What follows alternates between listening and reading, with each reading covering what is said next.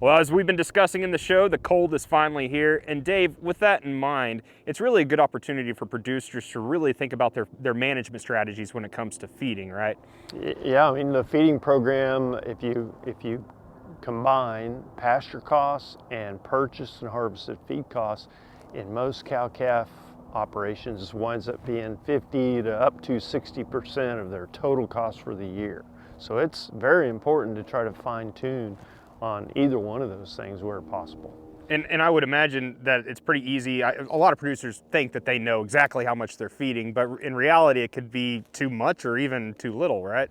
Right, and you know, we go to a lot of trouble to try to estimate the animal's requirements, and then go to a lot of trouble to try to figure out how much of the nutrients are available in the forage source, and then try to match, you know, if there's a gap in energy or protein or minerals or whatever, we try to match the gap with a supplement program that fills those gaps, but not overfills the gaps. And so, you know, that's how we go about trying to minimize feed costs and improve profitability.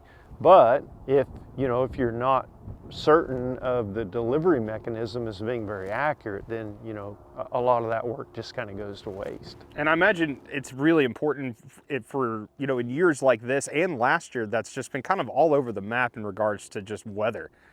Yeah, I mean, no doubt. We had extreme cold some last winter. Year before that, even more extreme cold. But certainly extreme heat this last summer. We had long, very dry spells, and then we had a little bit of moisture, and then right back to drought conditions again. And so, without a doubt, and that's going to affect people's forage supply, their forage quality, feed prices, and so on.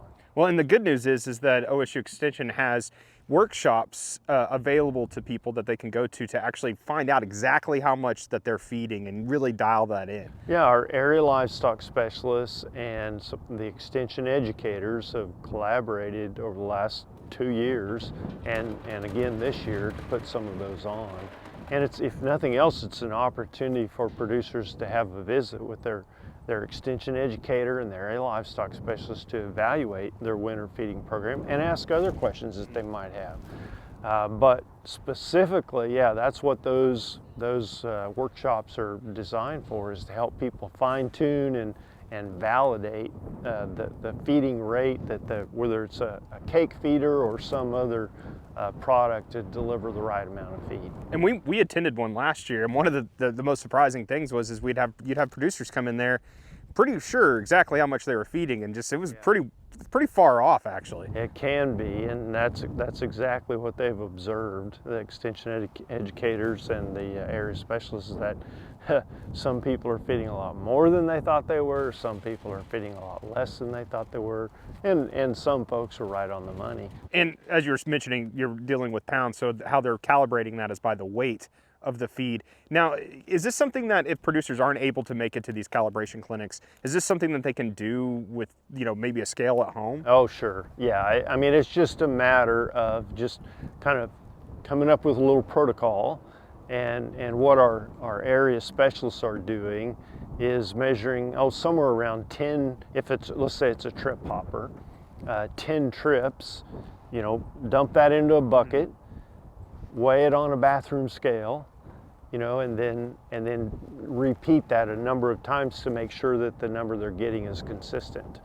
And so it's as simple as that. Anybody could do that at home. All right, thanks, Dave. Dr. Dave Lalman, Extension Beef Cattle Specialist here at Oklahoma State University. And if you'd like a link to some upcoming calibration clinics, just go to our website, sunup.okstate.edu.